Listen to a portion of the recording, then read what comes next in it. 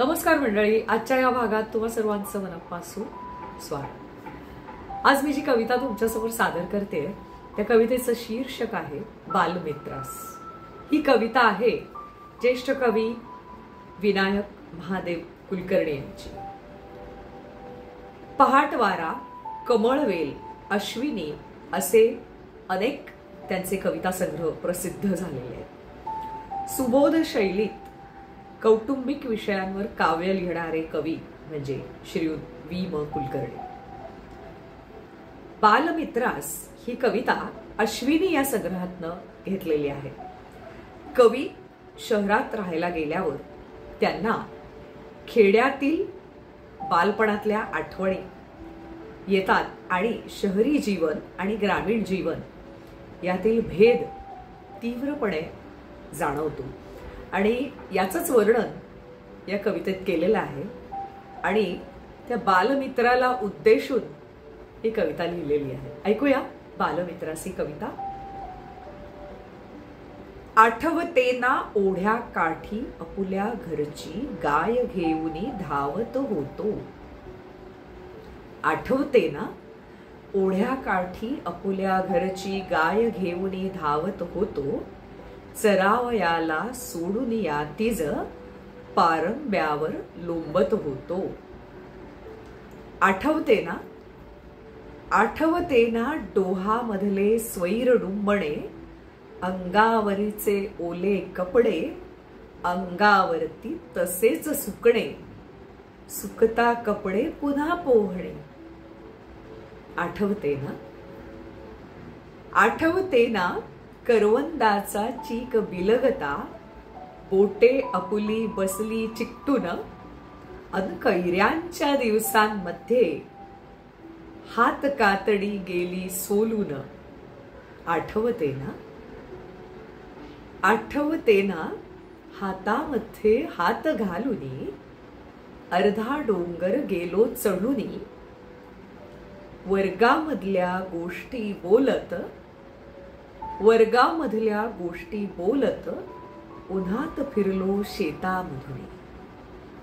आठवतेना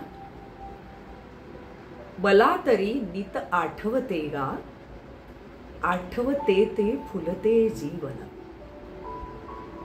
मला तरी नित आठवते गा, आठवते ते फुलते जीवन। आक्रसलेल्या चाळीमध्ये या उबगुनी जाता देह आणि मन। ही छोटीशी सुंदर कविता कवी शहरात राहायला आलेले आहेत आणि त्यांना बालपणच्या सगळ्या आठवणी येतात। खेड्यामध्ये त्याच्या गावी त्यांनी मित्राबरोबर लहानपणी बालपणी जी काही मजा केलेली आहे ती त्यांना भरभरून आठवते आहे आणि ते मित्राला प्रत्येक कडव्यात असं विचारतायत, आठवतंय ना तुला? मला हे सगळं आठवतंय। आठवतेना ओढ्या काठी आपुल्या घरची गाय घेऊन धावत गेलो। ओढ्या काठी आपुल्या घरची गाय घेऊन धावत होतो।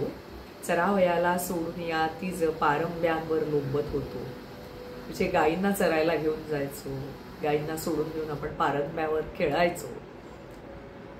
पुन्हा ते विचारतात, आठवतेना डोहामधले स्वैर डुंबणे, अंगावरचे ओले कपडे अंगावरती तसेच सुकणे, सुकता कपडे पुन्हा पोहणे। डोहामध्ये स्वैरपणे डुंबायचं, कपडे ओले करायचे, पुन्हा सुकवायचे, पुन्हा जायचं पोहायला। ही सगळी बालपणीची मजा तुला आठवते की नाही? मला तसंच्या तसं सगळं आठवतंय असं ते म्हणतात। आठवतेना करवंदाचा चीक बिलगता, बोटे आपुली बसली चिकटून अन कैऱ्यांच्या दिवसांमध्ये हात काकडी गेली सोलून। करवंदाचा चीक बिलगता, बोटे आपुली बसली चिकटून अन कैऱ्यांच्या दिवसांमध्ये हात कातडी गेली सोलून। जे आपण फिरत फिरत माळावर जायचो, डोंगरावर जायचो, करवंद काढायचो, मग तो करवंदाचा चीक, मग बोट चिकटायची, मग कैऱ्या, हे सगळ्या आठवणी भरभरून त्यांच्या कवी मनाला येत आहेत। हातामध्ये हात घालूनी अर्धा डोंगर गेलो चढूनी, वर्गामधल्या गोष्टी बोलत उन्हात फिरलो शेतामधून।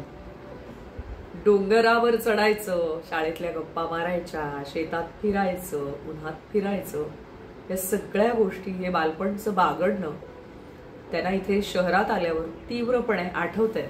तो आनंद आता मात्र हरवलेला आहे असं ते म्हणतात. मला तरी नित आठवते गा, आठवते ते फुलते जीवन, आक्रसलेल्या चाळीमध्ये या, उबगुनी जाता देह आणि मन. आता मी इथे शहरात आहे आणि मन आणि देह दोन्ही उबगल्यासारखं झालंय.